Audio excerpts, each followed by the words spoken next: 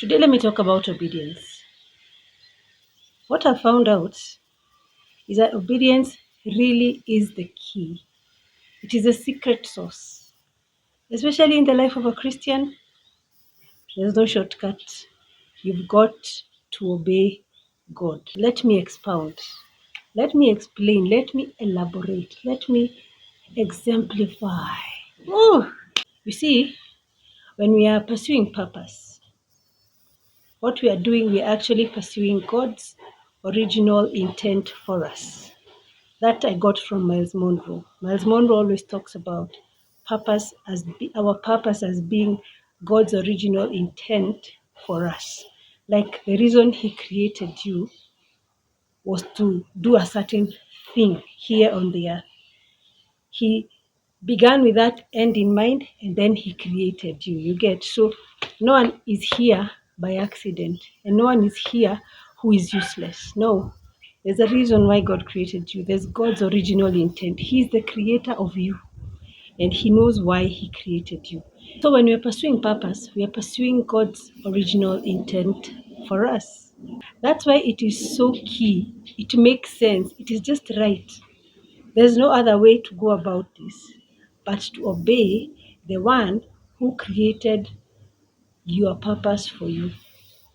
There's no other way. So when God calls you to do something, He will give you the steps to get there. He doesn't just give you an assignment and then leave you to your devices. He doesn't work like that. He has a vested interest in you succeeding in your assignment because when you succeed in your assignment, you fulfill the original intent He created you for. So when He has given you a step to take, your obedience is key for you to get to the next step. Sometimes we worry about all the steps that are needed to get to our end goal, or we want God to give us the whole recipe before we can start cracking the first egg. Sometimes it doesn't work like that because also our relationship with God, it's a faith walk. It's that by taking one step, you're showing God that you trust Him. Then He reveals to you the next one, then you take it, then He reveals to you the next one, then you take it. And as you move along, your faith is growing, your confidence is growing, and kidogo, your recipe is complete. It reminds me of a time when I was working in corporate and I had to represent my organization. I had to go and speak in churches to sell a certain program, a certain fundraising event that we had. Me, the ultimate introvert who is struggling with three ugly relatives, I was so unqualified. And I remember talking to God, basically crying out to Him, like, God, I've been given this responsibility and I'm not ready. I'm not qualified. I cannot do it. I don't feel like I can. To be honest, I really don't want to. I'd rather not, please. And God reminded me of a story. There were some lepers who saw Jesus passing their way and they were yelling to Him to catch His attention. And of course, He stopped and He didn't say you're healed or something like that. He told them one very simple thing: go and show yourselves to the priests. They took the word and went to show themselves to the priests. What happened is that on the way, suddenly they discovered they've been healed.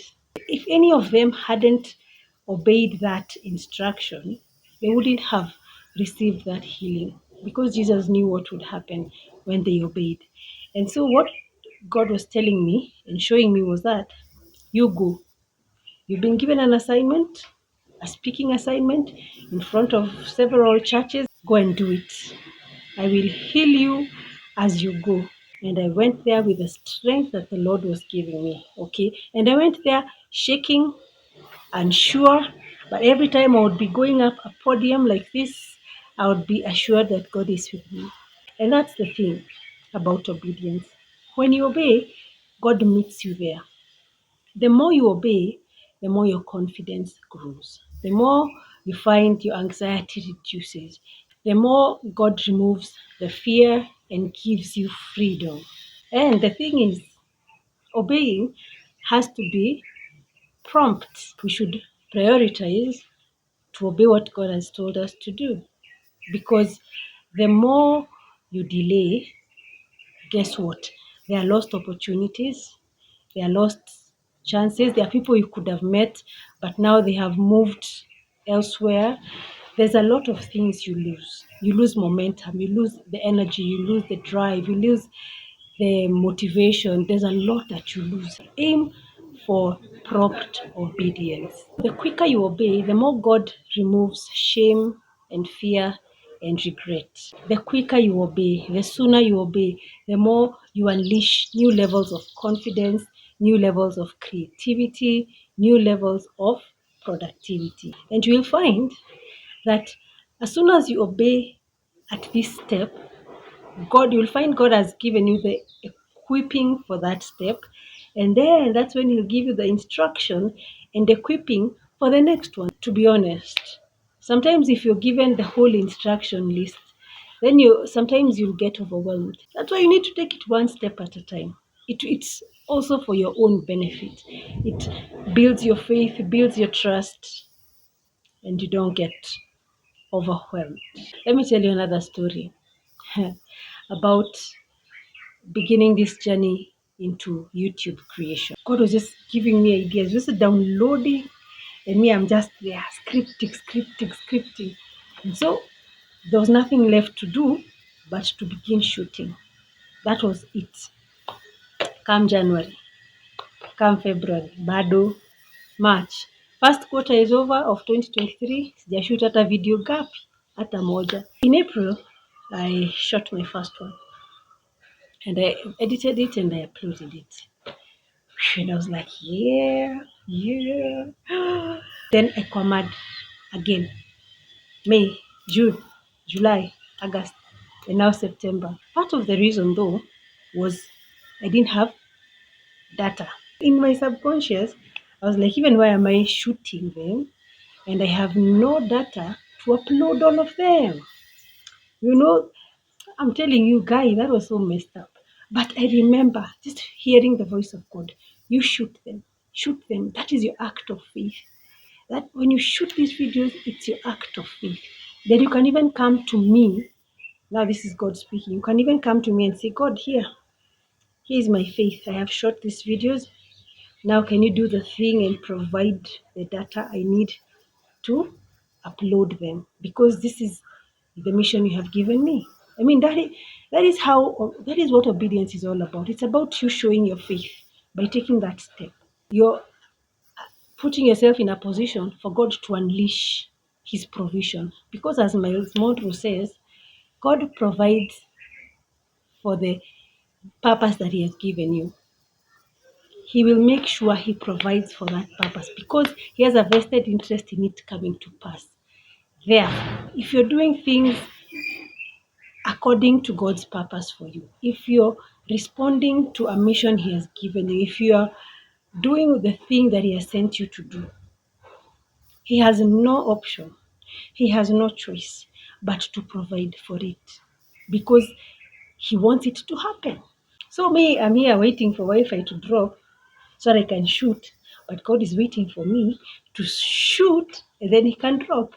Let me tell you what happened this month. So a friend of mine, we were with her in high school. She watched that first video of mine that I uploaded in April. Later she called me. Yeah, we caught up because we are those kind of friends that we can catch up and yap for hours. And so we talked and talked and talked. And then finally she says, "Brother, I watched a video you put up.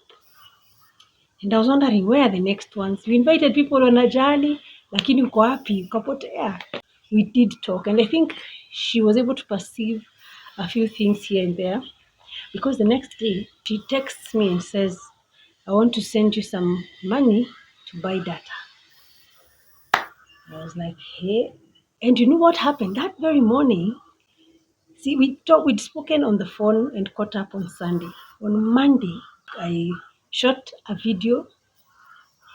I told her I'll shoot a video, and I told her, Sita delay, and thank you for pushing me. I was really grateful that now I have somebody who is even expecting something from me. And so when I'm busy doing my business, she texts me, Ati, I want to send you money to buy bundles. I told her, in fact, today morning I shot a video. And I was like, God, I'm obeying. I'm shooting. This video, I should have shot it way back then. And this is my delayed obedience, but here it is. I've shot it and I'm going to upload it. And you are responsible for how I'm going to upload it because I have no data. Can you imagine how my obedience really opened the door? I hadn't told Christine anything about money, about data, about anything. But she perceived and God was able to talk to her and she was able to respond and do the thing. And so here I am. This is like my fifth video I've shot from that day. And guess what? I can call myself a YouTuber now. What am I saying? When you fail to obey, you will miss the blessing attached to that obedience. Also, what am I saying? I am saying that if you're feeling stuck, if you're stuck right now, go back to the last instruction God gave you. Go back and obey, and you'll start getting unstuck. There's no other way. There are some places God will not take you because there are some things that haven't yet been done. And you need to go back and do those things so that you can move forward. You might be sitting there waiting on God to give you a breakthrough, but God might just be waiting on you to obey an instruction that He gave you in the past. How do you expect God to give you the next step and the step after that when you haven't yet obeyed at this step where you are? How? Bottom line, when God's direction is clear to you, when your next step is clear to you, you've got to move and you've got to move fast because God cannot bless disobedience. You need to understand that there's a connection between your obedience and the open doors that you're seeking. Let us live wise and obey the instructions that God is giving us. Till next time.